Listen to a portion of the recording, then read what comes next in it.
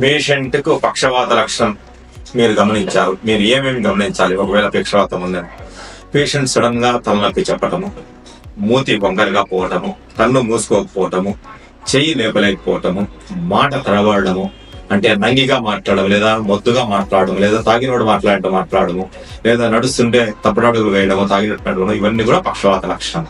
ఇది కామన్ గా smoking, alcohol, లేదా ఎక్కువ ఎండకపోవడం, ఎక్కువ స్ట్రెయిన్ కావడం వల్ల వచ్చే అవకాశం ఉంటుంది.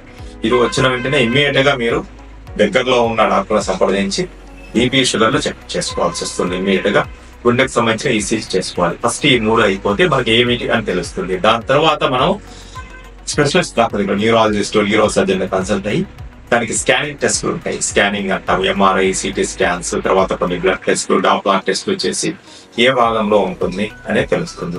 మనం హాస్పిటల్కి within golden hour 4 to 6 hours లోపల రీచ్ కాగలిగితే మనం మేజర్ బ్లాక్స్ ఉంటే దాన్ని థ్రాంబోలైసిస్ అనే పద్ధతి ద్వారా త్వరగా రికవర్ చేయడానికి, కొన్ని కేసెస్ లో రికవర్ చేయడానికి అవుతుంది. అన్ని పక్షవాతంలో థ్రాంబోలైసిస్ చేయడానికి అవసరం లేదు. కొన్నిటికి కాంట్రాఇండికేషన్స్ కూడా ఉంటాయి. పక్షవాతంలో కొన్ని థ్రాంబోలైసిస్ చేయడానికి కాదు కాబట్టి ఫస్ట్ ఇన్వెస్టిగేషన్స్ చేసుకోవాలి. అది కూడా గోల్డెన్ అవర్ లో మీరు వస్తే ఇది చేయడానికి వీలు. Thank you.